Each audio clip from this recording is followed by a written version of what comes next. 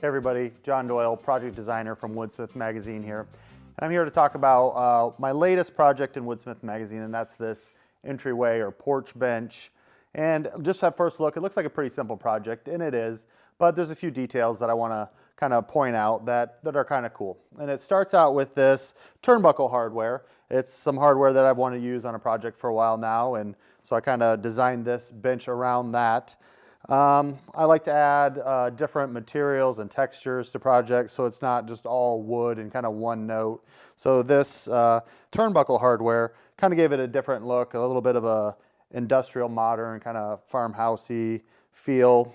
And I found this from farmhousehardware.com actually, and they're located right here in Iowa, and I ordered it and I wasn't sure what I would be getting, but when it came it actually ended up being some pretty heavy duty hardware. As you can see here, it's got some 3/4 inch rods, so probably a little overpowered for a bench, but it still looks pretty good. But you could use it on full-size dining tables and maybe some architectural elements. So I was pretty impressed with their hardware. So if something you're interested in, you can check that out.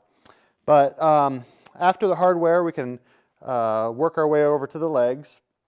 As you can see, they're kind of splayed out a little bit, but rather than trying to figure out all these angles on the tenon for the top and the angle for the bottom, what I did was I started out with a larger square 3-inch by 3-inch blank and cut the tenon and everything square, and then came back and just tapered the legs to give that angled look. So it saved a lot of math, I guess you would say, and headache there. And then after that, we have the end rails, and they're just mortise and tenon. Created that mortise with a Forstner bit or router. Pretty simple, basic woodworking joinery. Then as we work our way to the top here, if you look at it, you might think these are 4-inch planks that were rounded over and then glued together.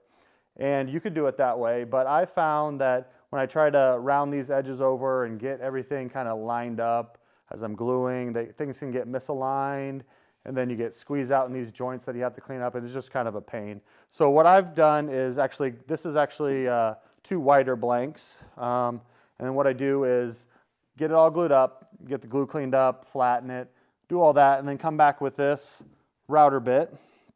You can see it has a point, and then 2 roundovers, and then you can either put it in a router table with a fence or handheld router with this straight edge, and then just come in here and then round these grooves to give it that planked look. It's just a lot easier. I've used this on plywood panels on doors as well to get a plank look that just ended up being painted. So it's kind of a clever little solution, and I found it pretty easy to use. Just on the ends of the tops, we have breadboard ends. Traditionally, they're there to keep panels flat and from cupping, and it also covers up the end grain, gives it a nice look. Could have just glued this on in the center and let it expand and contract, but I wanted to, again, add some more hardware here, give it a little bit more texture and look, so I use some 3-inch black oxide leg bolts that I got from McMaster Carr. Helps kind of pin it in place, but we did use oversized holes here, so it still gives the top some room to expand and contract that way. And then as we look at the finish on this, it looks like it could have been stained, but it's actually a weathering compound, and it's just Varathane weathered wood accelerator. And you can find this at most home centers. It's not too hard to find.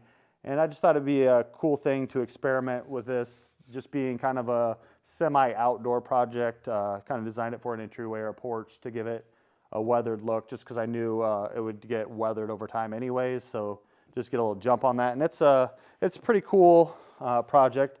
You can see here that if you put it on, it gives that kind of grayed look.